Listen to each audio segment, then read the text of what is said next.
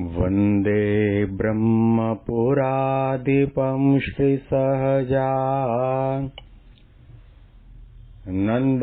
च मूलाक्षरम्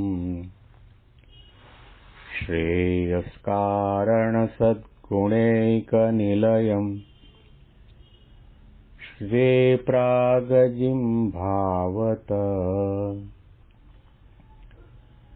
ब्रह्मोपासनधारकं गुरुहरिं यज्ञं तथा योगिनं प्रीत्येवं प्रमुखं महन्तमनिशं श्रेयेश्वरूपं मुदा। મહિમાનો મહિમા પ્રવચનમાળામાં આજે 11મી સપ્ટેમ્બર 2025 ગુરુવારના દિવસે તમામ સંતો હરિભક્તોને મારા સાષ્ટાંગ પ્રણામ. જય સ્વામિનારાયણ. હેપી વચનામૃત દ્વિશતાબ્દી મહોત્સવ. હેપી પ્રમુખ સ્વામી મહારાજ શતાબ્દી મહોત્સવ. શ્રાદ્ધ પક્ષ ચાલી રહ્યો છે. સામાન્યતયા સમાજની અંદર જે કોઈ પોતાના પિતૃઓનું શ્રાદ્ધ કરતા હોય એ તિથિ પ્રમાણે તે દિવસે દૂધપાક પૂરીની રસોઈ બનાવે અને પોતાના ઘરના નળિયા ઉપર કાગડા આવીને બેઠા હોય અને કાગવાસ આપે અને એવી ભાવના કરે કે કાગડાના રૂપની અંદર પોતાના પિતૃઓ આવીને અમારું તર્પણ અંગીકાર કરે છે. પરંતુ સાચા અર્થની અંદર આપણે આધ્યાત્મિક રીતે શ્રાદ્ધનો મર્મ સમજવો હોય તો એ થાય. અત્યારે આપણે સાંસારિક બાબતની વાતો નથી કરતા, પણ જ્યારે આપણા ગળામાં સ્વામિનારાયણની કંઠી છે, કપાળમાં તિલક ચાંદલો શોભી રહ્યા છે, જબાનમાં આપણે ભગવાન સ્વામિનારાયણના નામનું રટણ સ્મરણ કરીએ છીએ, ઓછાવત્તા પ્રમાણમાં એમની ભક્તિ, સેવા, સત્સંગ બધું કરીએ છીએ. આપણે એક દિવસના માટે આપણા ભગવાન કે આપણા ગુરુનું શ્રાદ્ધ કરવાનું નથી. પડે શ્રાદ્ધ કરવાનું છે. ઈચ એન્ડ એવરી મોમેન્ટ ભગવાનના વચનમાં શ્રદ્ધા રાખો. એમાં ક્યારેય પણ તર્ક વિતર્ક ન કરો. એ સાચું શ્રાદ્ધ છે. ભગવાનનું સ્વરૂપ પૃથ્વી ઉપર વિચરતું હોય, આપણા જેવું મનુષ્ય જેવું લાગે તો પણ એમાં ક્યારેય પણ મનુષ્ય ભાવ આવવા ન દો અને એવી શ્રદ્ધા રાખો, એવો વિશ્વાસ રાખો કે મારા ઈષ્ટદેવ ભગવાન સ્વામિનારાયણે વચનામૃતમાં જે કંઈ શબ્દો કહ્યા છે સંતના મહિમાના એ 100% સાચા છે. આ સંત ભલે મનુષ્ય જેવા હોય તો પણ એને દેવ જેવા ન જાણવા, મનુષ્ય જેવા ન જાણવા. ભગવાનની પેઠે સેવા કરવા યોગ્ય સંત છે અને એવા સંતનું જ્યારે દર્શન થયું ત્યારે સમજવું કે મને સાક્ષાત્કાર ભગવાનનું દર્શન થયું છે. અને એવા સંતનો સમાગમ તો પરમ ચિંતામણી તુલ્ય છે. અને એવા સંતનો રાજીપો જેના ઉપર થાય અને એવા સંત સાથે જેને પ્રીતિ અને આત્મબુદ્ધિ થાય એને ભગવાનનું સાક્ષાત દર્શન થાય છે, આત્મા પરમાત્માનો સાક્ષાત્કાર થાય છે, ભગવાનનો મહિમા સમજાય છે અને સાથે સાથે આત્યંતિક કલ્યાણ મોક્ષ દ્વારમ અપાવૃતમ આ શબ્દો શ્રીજી મહારાજના છે. એ ભગવાન સ્વામિનારાયણમાં અને ભગવાન સ્વામિનારાયણના લખાયેલા ઉચ્ચારેલા વચનોમાં આપણને જો વિશ્વાસ હોય તો એ શ્રદ્ધા હોય તો જ એ શ્રાદ્ધ સાચું છે. બાકી આપણે દસમના દિવસે મહારાજનું શ્રાદ્ધ કરીશું એને દૂધપાક પત્તર ભરીને પી જશું એ શ્રાદ્ધ તો બાહ્ય રીતે છે. શ્રાદ્ધ સાચા અર્થમાં કર્યું ક્યારે કહેવાય કે ભગવાનની આજ્ઞા, ભગવાનની ઉપાસના, ભગવાનનું સર્વોપરીપણું, ભગવાનનું કર્તાહર્તાપણું, ભગવાનના સદા સાકારપણાની વાત, ભગવાનના પ્રગટપણાની વાત, ભગવાનના અંતર્યામીપણાની વાત, એમાં ક્યારેય પણ મનમેક ન થાય, શંકા કુશંકા ન જાગે અને એમના ગમતા પ્રમાણે, એમની રુચિ પ્રમાણે, એમની મરજી પ્રમાણે કેવળ નિષ્કામ ભાવે કરીને એમ રાજી કરવા માટે સેવા ભક્તિ સત્સંગ કરતા રહીએ તો સમજવું કે આપણે હંમેશના માટે શ્રાદ્ધ કરી રહ્યા છીએ.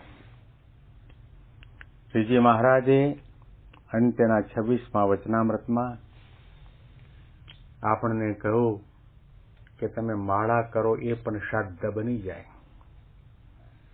પ્રદક્ષિણા કરો, દંડવત કરો એ પણ શ્રાદ્ધ બની જાય, આંખો બંધ કરી માનસી કરો, મહિમાનો વિચાર કરો એ પણ શ્રાદ્ધ બની જાય. તમે તમારી આર્થિક સ્થિતિ પ્રમાણે દાન ધર્માદો કરો એ પણ શ્રાદ્ધ બની જાય. શાસ્ત્રનું પઠન પાઠન કરો એ પણ શ્રાદ્ધ બની જાય. ક્યારે? કે જ્યારે અમને જે વસ્તુ નથી ગમતી એનો હંમેશના માટે ત્યાગ કરો તો, જે નથી ગમતું એનો ઉલ્લેખ કરીને મહારાજ આપણને સમજાવે છે કે તમારી માળા પણ શ્રાદ્ધ થાય, પ્રદક્ષિણા પણ શ્રાદ્ધ થાય, દંડવત પણ શ્રાદ્ધ થાય અને તમે ભક્ત કોટીમાં નંબરને પામો, મુક્ત અવસ્થા સુધી પહોંચી જાઓ, ભગવાનની માળાના મણકા બની જાઓ. એ ક્યારે એવું બનવા માટે મહારાજે કૃપા કરીને વાત કરી. પછી વળી શ્રીજી મહારાજે કૃપા કરીને એમ વાર્તા કરી છે, અમને અહંકાર ન ગમે. તે અહંકાર ભક્તિપણાનો હોય, ત્યાગપણાનો હોય, વૈરાગ્યપણાનો હોય, બ્રહ્મપણાનો હોય, સમજણનો હોય, વર્તમાન પાડ્યાનો હોય, એ રીતનો જે અહંકાર તે અમને ન ગમે. અને દંભ ન ગમે. તે દંભ શું? તો પોતાના હૃદયમાં ભગવાનનો નિશ્ચય, ભક્તિ અને ધર્મ તે થોડા હોય અને બીજા આગળ પોતાની મોટપ વધારે સારું ઉપરથી તો તેને બહુ જણાવે, તે ન ગમે. મહારાજે કહ્યું કે અહંકાર સાથે તમે કેસર, બદામ, પિસ્તા, ચારોળી નાખીને કઢાયેલો દૂધપાક નહીં, અતિશય ઘટ એવો દૂધપાક બનાવીને ઠાકોરજીના થાળમાં ધરશો, પણ અહંકાર હશે, ઈર્ષા હશે, રાગ દ્વેષ હશે તો એ ભક્તિ, એ થાળ એને ભગવાન અંગીકાર નહીં કરે. મહારાજને અહંકાર જરા પણ ગમતો નથી. થાળ ધરતી વખતે, માળા કરતી વખતે, સેવા કરતી વખતે, દંડવત કરતી વખતે, દર્શન કરતી વખતે એક જ વિચાર કરો કે ભગવાન અને સંતની મારા ઉપર કેવી કૃપા કહેવાય કે હું 15 કિલોમીટરનું અંતર કાપીને અહીંયા મંદિર દર્શન કરવા માટે આવી શક્યો. ભગવાને કેવી કૃપા કરી કે અહીંયા આવવા માટેની ભગવાને મને સમયની અનુકૂળતા કરી આપી. સંત અને ભગવંતની કેવી કૃપા કહેવાય કે આજે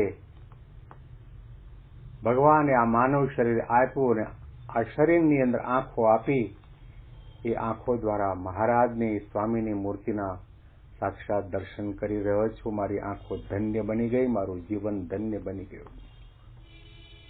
પળે પળે વિચાર કરો, એમની કૃપાનો વિચાર કરો, એમના આદેશનો વિચાર કરો, એમની દયાનો વિચાર કરો, એમની કરુણાનો વિચાર કરો કે વર્ષો પહેલા મહંત સ્વામી મહારાજે આજ્ઞા કરી કે મહિમા પ્રવચનમાળા જ્યાં સુધી ચાલે ત્યાં સુધી ચાલુ રાખો.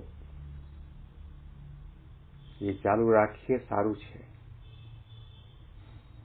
ગુણગાન ગાઈએ તે પણ સારું છે, પણ સાથે સાથે એક વિચાર અવશ્યપણે રહેવો જોઈએ કે આ સંત ગુરુહરિની મારા ઉપર, આપણા સૌના ઉપર કેવી કૃપા કહેવાય કે આ જબાન દ્વારા ભગવાન અને અક્ષર પુરુષોત્તમ મહારાજ અને એમના સંબંધવાળા સંતો હરિભક્તોના ગુણગાન ગાવાનો મને લાભ મળ્યો.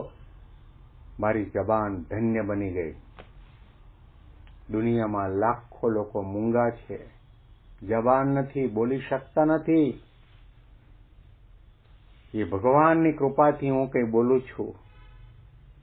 મારામાં કંઈ જ નથી, કંઈ જ નથી, કંઈ જ નથી. મારી કોઈ શક્તિ, સામર્થ્ય, ક્યાં ભગવાનનો મહિમા અને ક્યાં આ ક્ષુલ્લક જીવ, છતાં પણ ભગવાને કૃપા કરીને આપણને આ સેવા આપી. તો આ છે ભક્તિ છે, આ સમજણ છે. આવી ભાવના સાથે, આવા દાસભાવ સાથે, આવી નમ્રતા સાથે, આવો પ્રકારનો ભગવાનનો મહિમા સમજીને કંઈ પણ કરવામાં આવે તો ભગવાન માને છે કે તમે મારું શ્રાદ્ધ કર્યું છે, તમે મારી સેવા કરી છે, તમે મારો રાજ્ય પ્રાપ્ત કર્યો. અહંકાર કોઈ રીતનો ગમતો નથી. પછી બીજી વાત શ્રીજી મહારાજે કરી કે દંભ ન ગમે. દંભ એટલે શું? તો પોતાના હૃદયમાં ભગવાનનો નિશ્ચય, ભક્તિ ને ધર્મ થોડા હોય ને બીજા આગળ પોતાની મોટપ વધાર્યા સારું, ઉપરથી તેને બહુ જણાવે તે પણ ન ગમે. એમાં અહંકાર આવ્યો. આપણામાં કંઈ પણ નાની મોટી આધ્યાત્મિકતા છે એને બહાર વ્યક્ત કરવાનું મન આપણને કેમ થાય છે? કોઈ પૂછે નહીં તોય આપણે કહીએ કે આજે મારી એકાદશી નિર્જળા છે, હું તો 12 મહિનાના ઉપવાસ નિર્જળા કરું છું. આજની રસોઈ અમારા તરફથી છે, આ વાઘા અમારા તરફથી છે, આ મંદિરના કળશની સેવા અમે કરી. 100% સાચી વાત. તમે કળશની સેવા કરી, વાઘાની સેવા કરી, રસોઈની સેવા કરી, તમે તપ પણ કર્યું, બધું વાત સાચી. પણ બીજા આગળ તમારે વ્યક્ત કરવાની કેમ જરૂર પડે છે? જેના માટે તમે આ બધું કરી રહ્યા છો એ સંત અને ભગવંતો અંતર્યામી છે, એ બધું જાણે છે. બીજાને જણાવવાનો ભાવ જાગે છે. એનો અર્થ એ થયો કે આપણને આપણી સાધનાના પાયામાં અહંકાર જાગ્યો છે. આપણને લોકો મોટા માને, આપણને માનપાન આપે, આપણી વાહવાહ કરે અને એના માટે આપણે કહેતા ફરીએ કે મેં આ કર્યું, મેં આ કર્યું, મેં આ કર્યું. મારા 3 દીકરા સાધુ થવા માટે આપી દીધા, આ ધજા મેં ચડાવી. અહીંયા હવે મંદિરના સભા મંડપમાં આખો માર્બલ પાથરો છે, એની સેવા પણ મેં કરી. અમે તો પાયાના હરિભગત. આવું કહેવા માંડીએ તો મહારાજે કહ્યું એ દંભ છે. પોતાની મોટપ વધાર્યા સારું. તમે તમારા તપને, તમારા જ્ઞાનને, તમારી ભક્તિને, તમારી સેવાને, તમારી ઉપાસનાને, તમારી નિષ્ઠાને અભિવ્યક્ત કરતા ફરો. મહારાજ કે અમને એ જરા પણ ગમતું નથી. અને અનુસંધાનમાં વિશેષ વાતો આપણે આવતીકાલના પ્રવચનમાં સાંભળીશું. તમામ સંતો હરિભક્તોને મારા સાષ્ટાંગ પ્રણામ. જય સ્વામિનારાયણ.